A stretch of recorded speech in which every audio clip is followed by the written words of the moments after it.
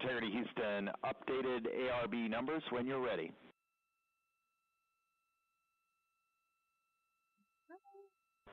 Stan, we are ready. And sorry, false alarm. Still integrating on the ground. We'll be back with you shortly.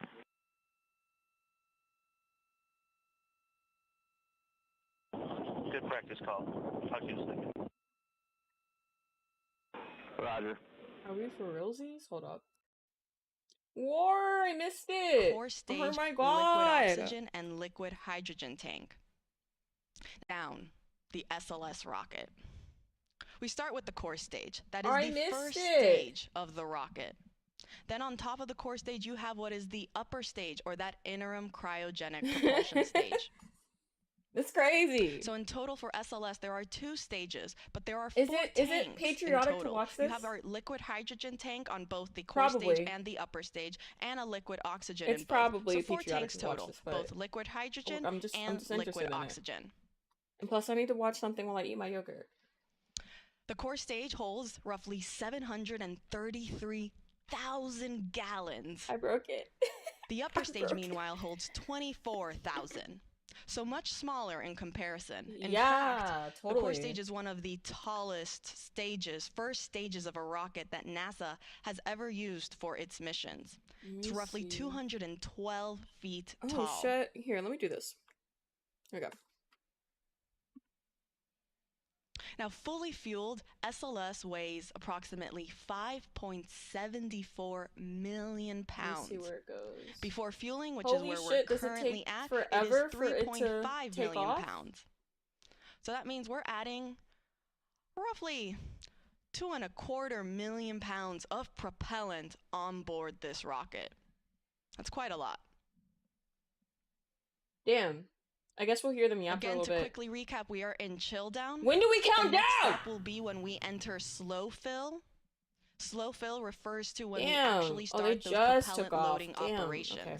Teams will start to slowly load those cryogenic propellants on board the core stage. I was actually interested in aeronautic engineering and actually space travel. I thought it was an interesting line of work for a short period of time in my life. Propellant at a much faster rate. Listening to this yapping is kind of I'll continue reporting out as a little these intrigued, I'm not gonna underway. lie. I do have a couple of updates on Now, on the spacecraft side, teams also have started what is called the Orion cold orthodontic journey. Now, this basically refers to making everything super cold on the spacecraft. This is done in order to protect the avionics. So we're not chilling the crew module, but we're making the thermal control system cold so that it can withstand all of the different temperatures that it's going to be seeing throughout today's countdown. Exactly, right? That started quickly after we gave the LD go for cryoload.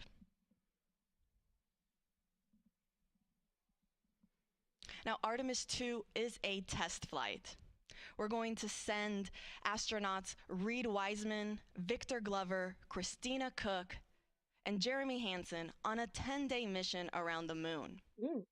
This is the first crewed test flight for NASA's Artemis missions. And we're going to be testing the life support systems that are on board Orion. Is it opening up on this side? Please open up on this side. As well as conducting other operations and demonstrations throughout the mission so that we can pave the way for our future Artemis missions. I've got a picture when we send our astronauts to the moon. Because I actually... Oh, here we go.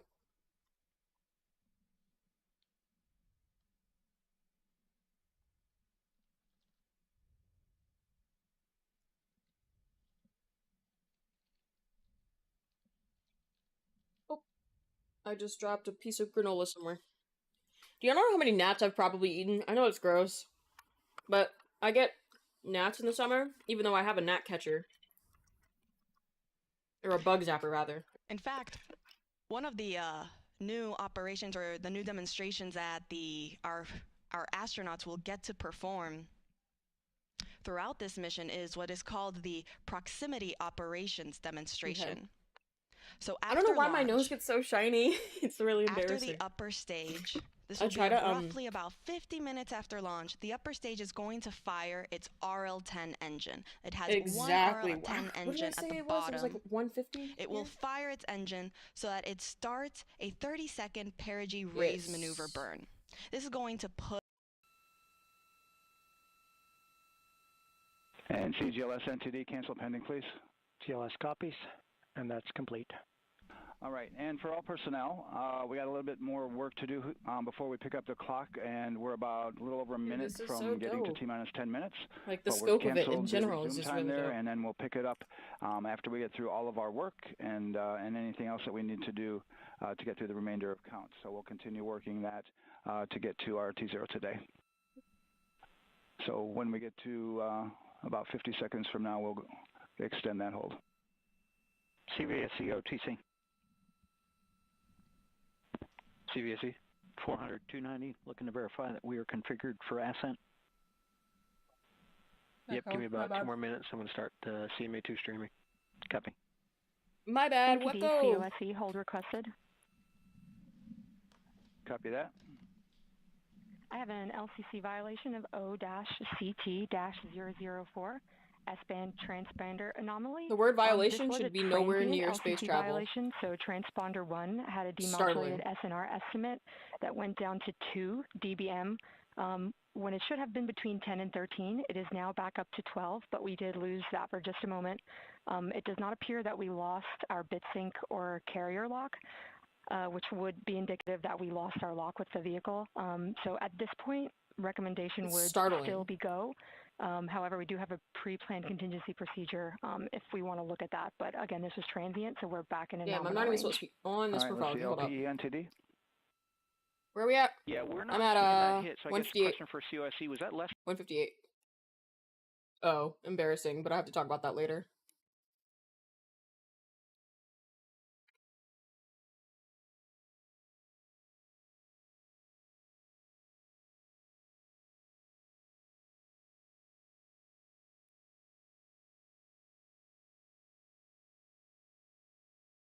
This one. It's supposed to be on this channel. No! Hold up.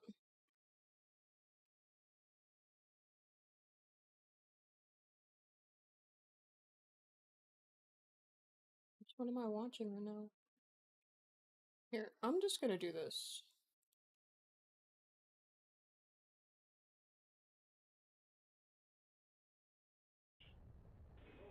Roger, roll pitch. Houston, now controlling the flight of integrity on the Artemis 2. I just realized this is not, hold up. Kiara, get it together, girl. There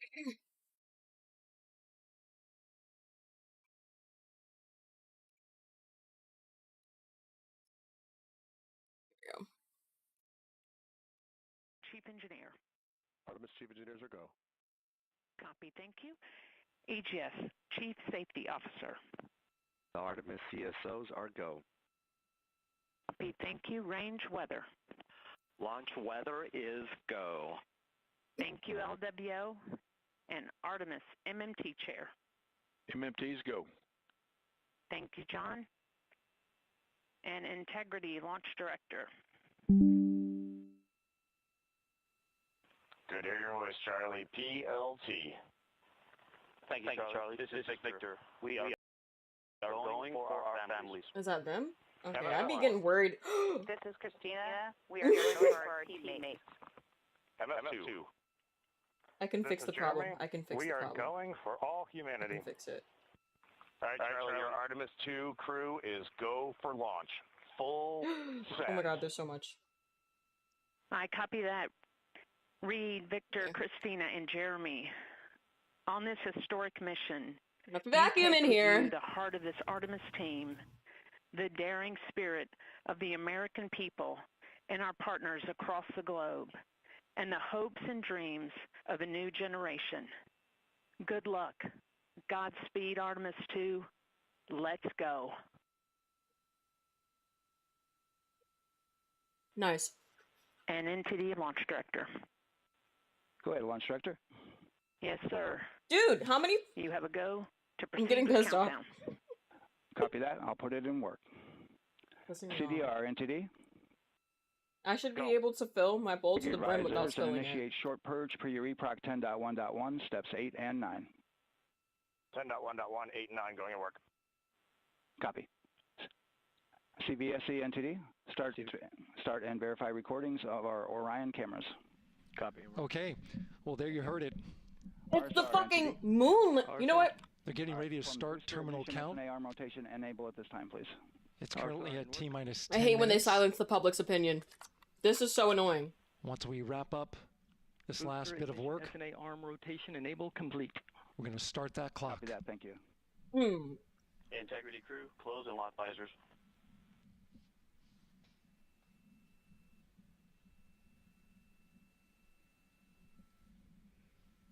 Wow.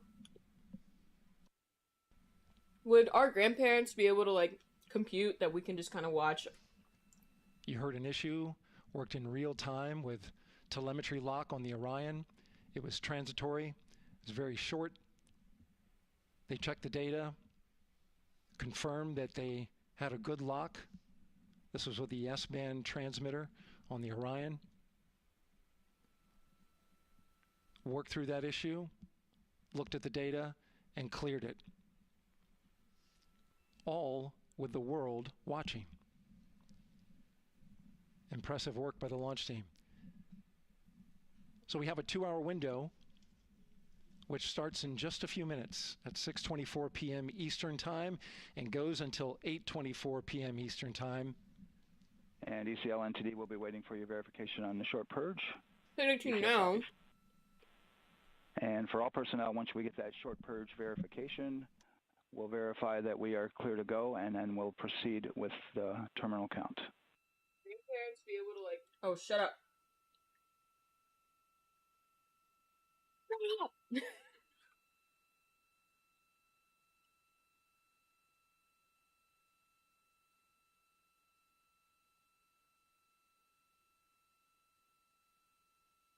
Dude, there's been so many Doomer tweets over the last couple ECL weeks. time estimate? About a minute. I'm just like... Copy.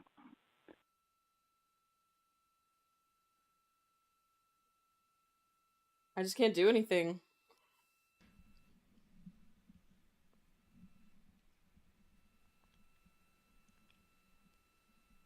So we're going into the launch I wish I was in the window, Azores right now. but not by much. I it really looks wish like. I was in the Azores right now.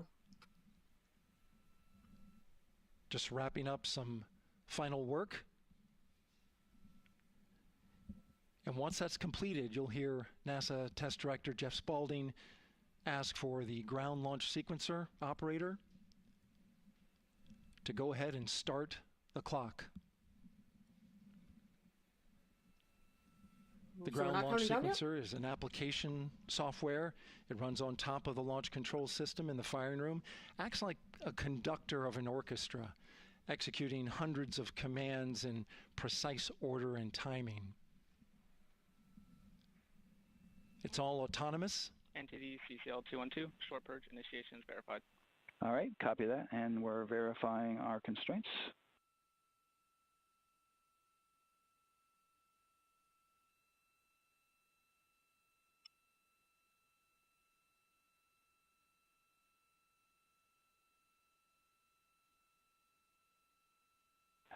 All right, and we're clear from cutouts. And with that, we're going to resume the clock momentarily. And CGLS, you can resume the clock on your mark. GLS copies. 3, 2, 1, mark. GLS mainline has been initiated. Aren't we supposed to get T-minus 10 minutes and counting. an address to the nation at 9 p.m.? I'm asking And that begins terminal nobody count. this. Our new T0 is 6:35 p.m. I just remembered. Eastern Time. 6:35 p.m. Eastern Time. We are now counting down to liftoff of Artemis II.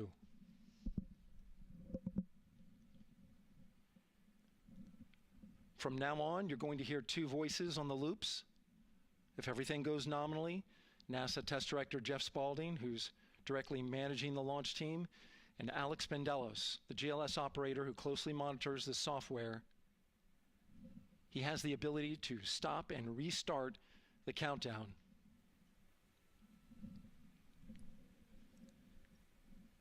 I want to say this is in Texas, but I really don't know. Certainly is not. Flight and Rock, our new T0 it's just so flat.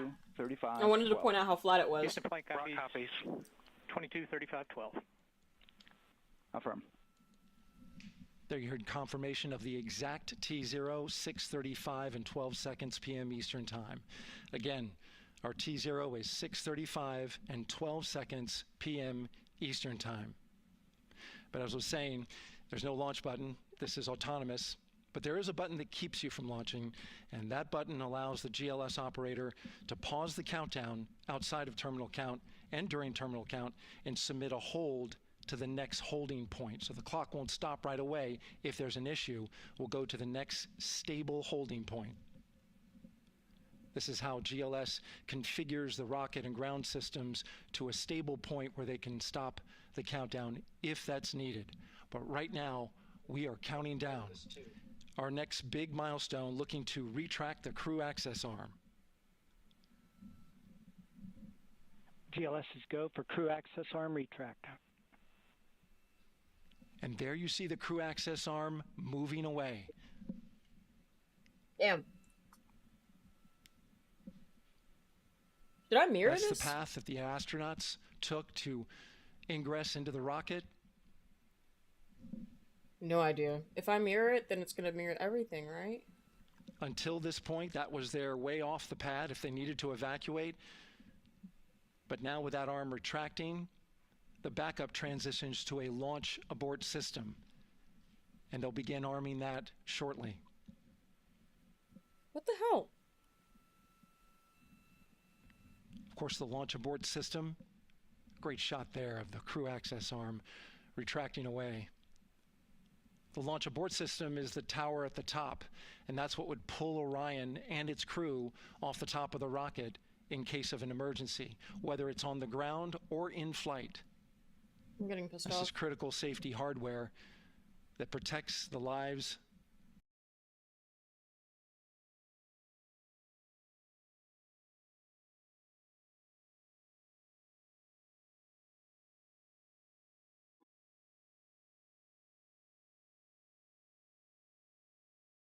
I'm really not even doing anything. How come this worked perfectly fine a couple days ago or last week, and then my second stream with all the cameras decided to just kerplunk?